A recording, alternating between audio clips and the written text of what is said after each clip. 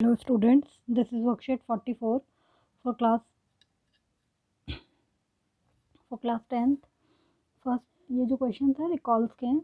In a right angle triangle A B C is perpendicular to B C then by Pythagoras theorem. समकोण त्रिभुज ए B सी में अगर ए C B C के perpendicular है तो Pythagoras प्रमेय के अनुसार क्या होना चाहिए. तो आप first you have to make the figure so that पता चल जाए राइट एंगल कहाँ है.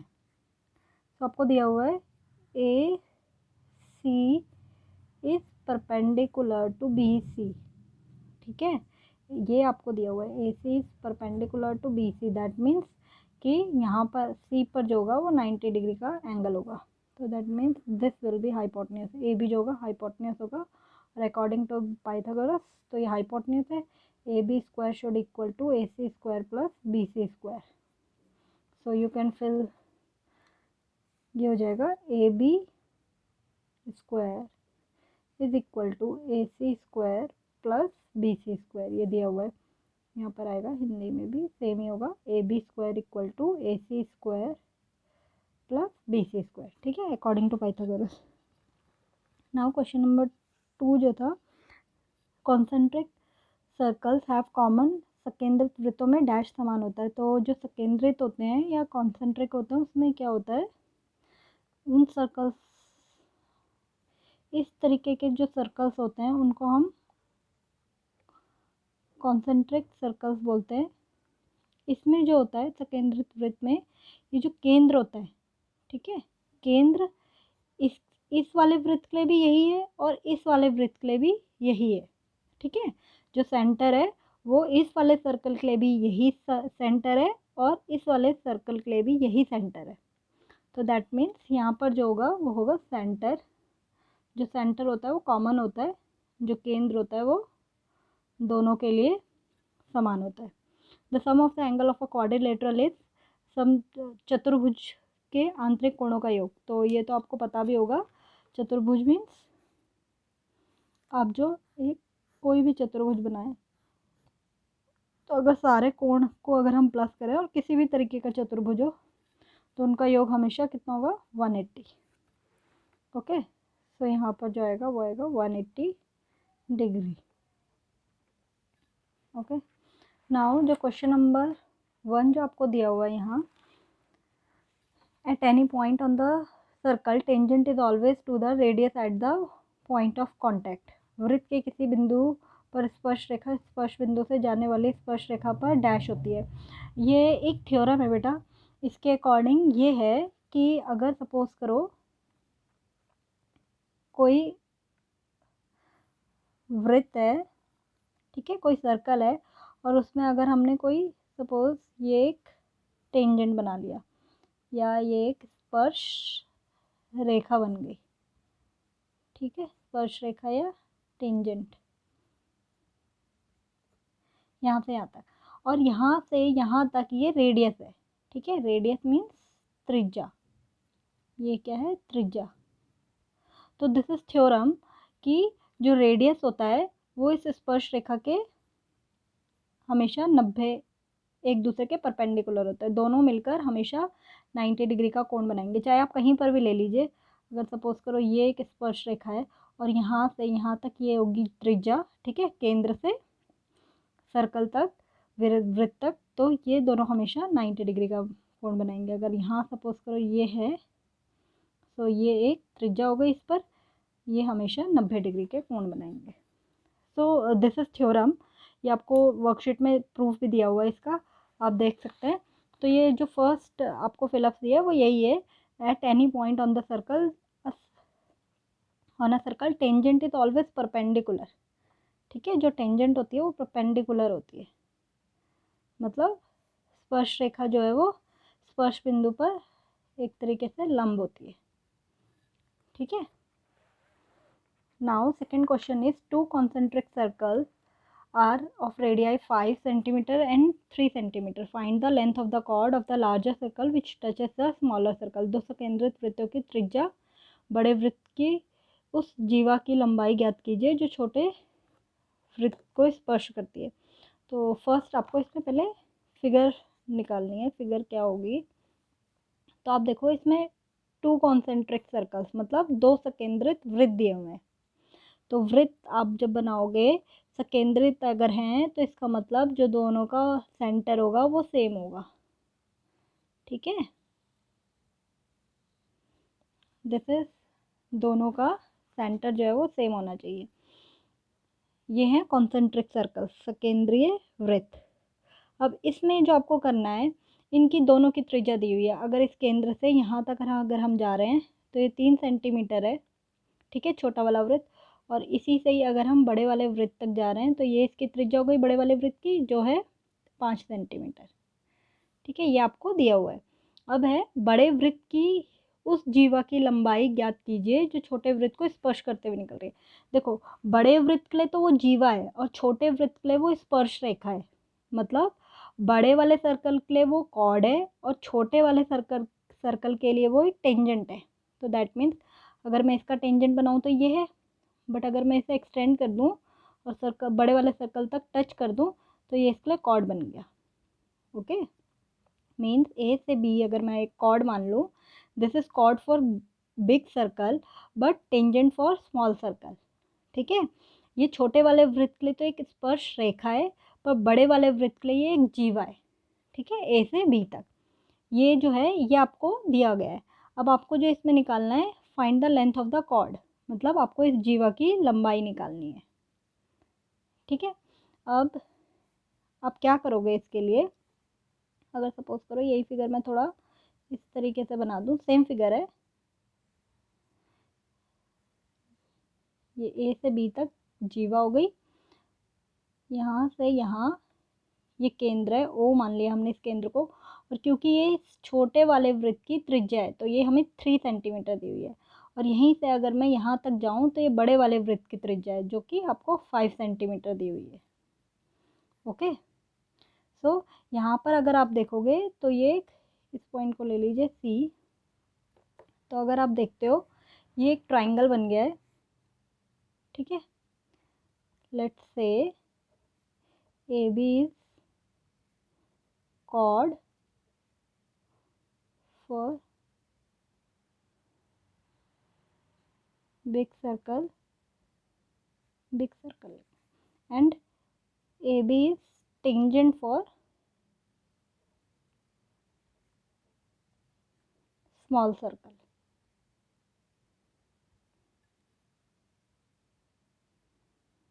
ओके, अब यहाँ पर जो हिंदी में आएगा ए बी बड़े वृत्त की जीवा है और छोटे वृत्त की स्पर्श रेखा है, ठीक है। अब आप लेंगे इन ट्राइंगल, हम ये वाला ट्राइंगल लेंगे ए सी ओ, ठीक है, इन ट्राइंगल ए सी ओ या त्रिभुज ए सी ओ में, ठीक है। आपको क्या करना है, आप देख रहे हो ये एक त्रिज्या है, ठीक है, छोटे वाले वृत्त की, और बड़े वाले वृत्त की ये छोटे वाले वृत्त की स्पर्श रेखा है, ठीक है। छोटा वाला अगर वृत्त आप अलग से बना ले तो ये त्रिज्या है और ये स्पर्श रेखा है। तो अकॉर्डिंग टू थ्योरम जो आपको वर्कशीट में भी गिवन है, उस थ्योरम के अकॉर्डिंग अभी जो फिलिंग द ब्लैंक्स भी किया आपने, दैट ये जो त्रिज्या है अगर ये इस स्पर्श रेखा को टच करती है, जहाँ पर स्पर्श बिंदु पर, वहाँ पर ये एक दूसरे के लंब होते हैं, ठीक है। तो यहाँ आप लिख देंगे that AC is perpendicular to CO, that means angle ACO is equal to 90 according to theorem। जो आप थ्योरम लिखोगे that tangent to the circle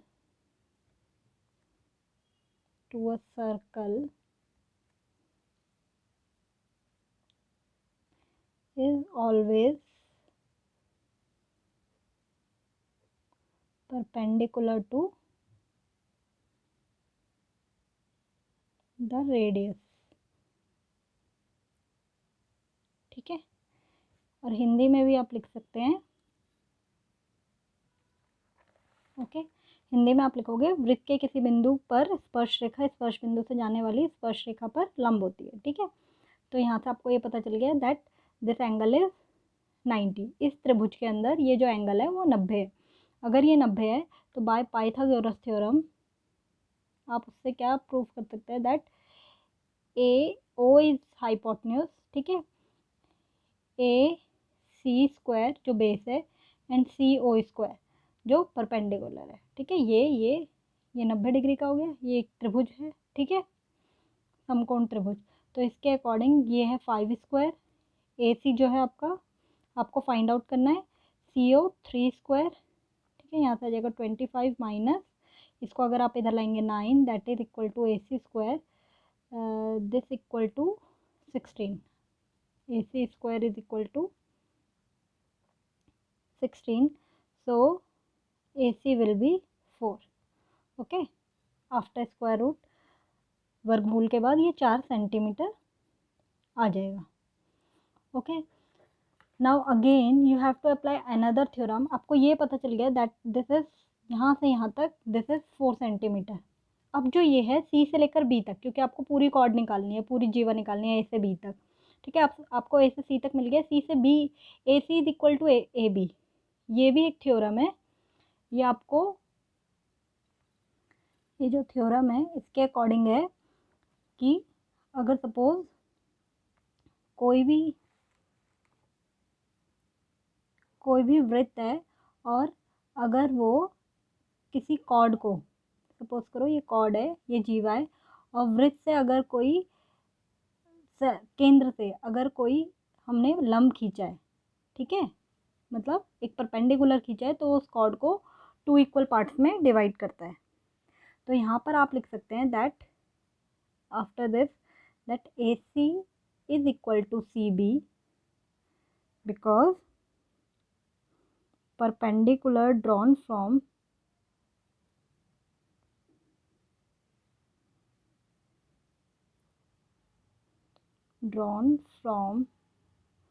center to chord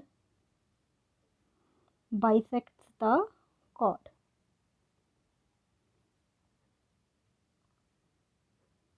ठीक है, हिंदी में है केंद्र से जीवा पर खींचा गया लंब जीवा को 2 बराबर भाग में विभाजित करता है। तो यहाँ से आपको ये पता चल गया that AC is equal to AB, और you know that AC is equal to, आपने अभी कैलकुलेट करा था 4 सेंटीमीटर है, that means CB is also 4 centimetre and you have to find the chord is AB। ठीक है, which is AC plus CB। So this will be 4 + 4 8 centimetre. Okay, now question number 3 जो आपको इस worksheet में 3rd question दिया है वो है if tangent PA and PB from a point P to a circle with centre O inclined to each other at angle of 80 degree then angle POA is equal to. ठीक है, इसके लिए आपको figure पहले ड्रॉ करनी पड़ेगी। देखो figure जो है आपको ये बताई हुई है, अगर सपोज करो एक सर्कल है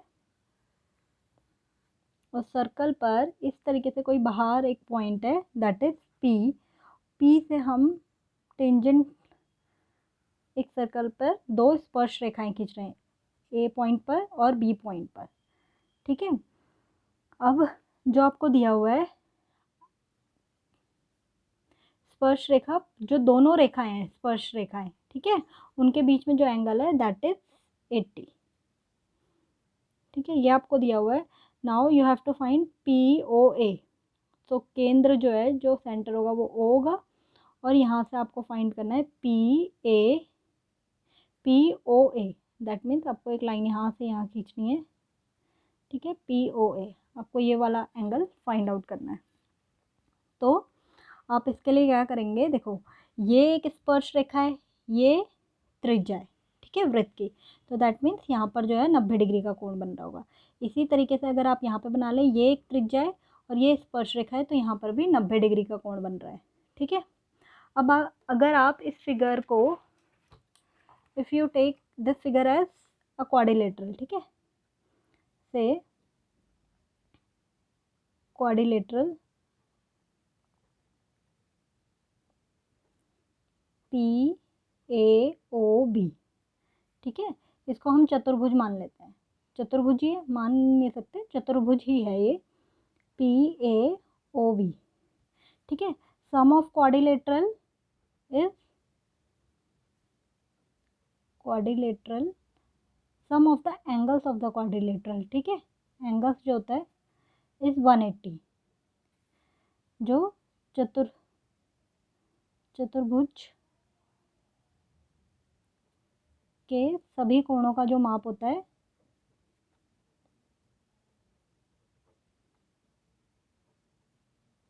वो होता है 180। अगर आप अब यहाँ से देखोगे तो that means angle APB plus angle PBO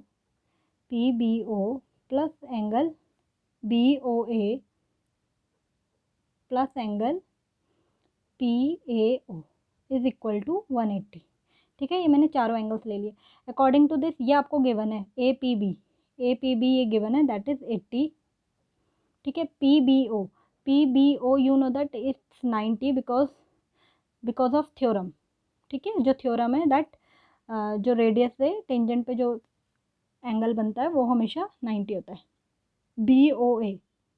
BOA हमें नहीं पता, तो angle BOA as it is, और ये भी 90 है according to theorem, okay. When you solve this BOA is equal to this, sorry 360 होता है, this is 360, okay, sum of quadrilateral is 360, so this will be 360,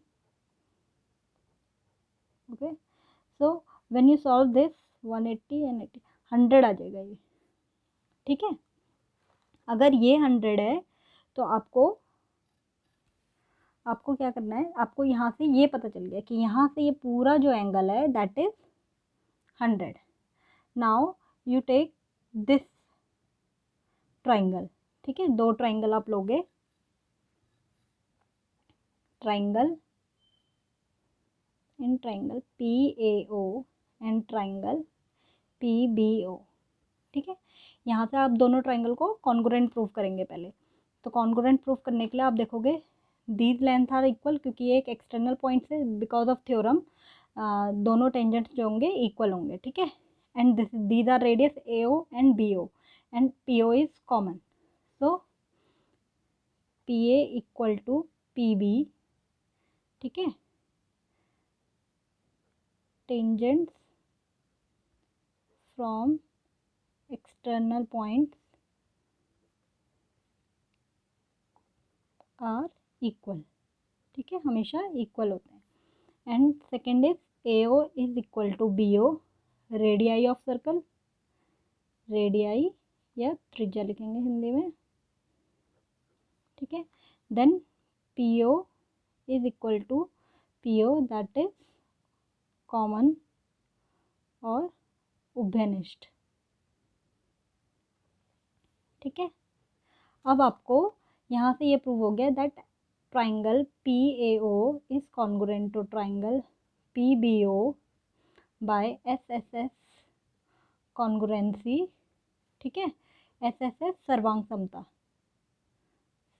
समता लिखेंगे हिंदी वाले बच्चे, ठीक है। यहाँ से अगर आपके पास ये दोनों ट्राइंगल्स अगर कॉन्ग्रुएंट प्रूव हो चुके हैं दैट मीन्स जो इनके ये जो एंगल्स हैं ये वाला एंगल ये इक्वल होंगे, ठीक है।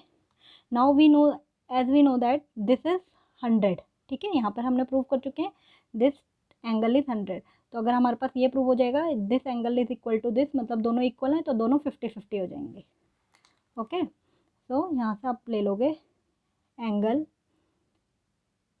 AOP is equal to angle BOP by CPCT, okay, and by CPCT this, and now you can say that since angle BOA is 100, so अगर BOA 100 है that means BOA को हम क्या लिख सकते हैं AOP plus BOP is equal to 100. We can write this angle as two equal parts और we know that these are equal, ठीक है। तो यहाँ से आप फर्स्ट करके that both these are angle AOP angle BOP is equal to 50, यही आपको प्रूव करना था ये वाला ये जो आपको दिया हुआ था ये ऐसे दिया हुआ है POA, so you can write AOP और POA, so both are equal, ठीक है। फ्रॉम फर्स्ट, यहाँ पर फ्रॉम फर्स्ट लिख देंगे 8 से। ओके स्टूडेंट्स, यहाँ पर एक पीछे वाला क्वेश्चन आप देख लीजिएगा, दैट इज रिकॉल वाला, sum of the angles of a quadrilateral is 360, that I mistaken, okay 360 होता है, ओके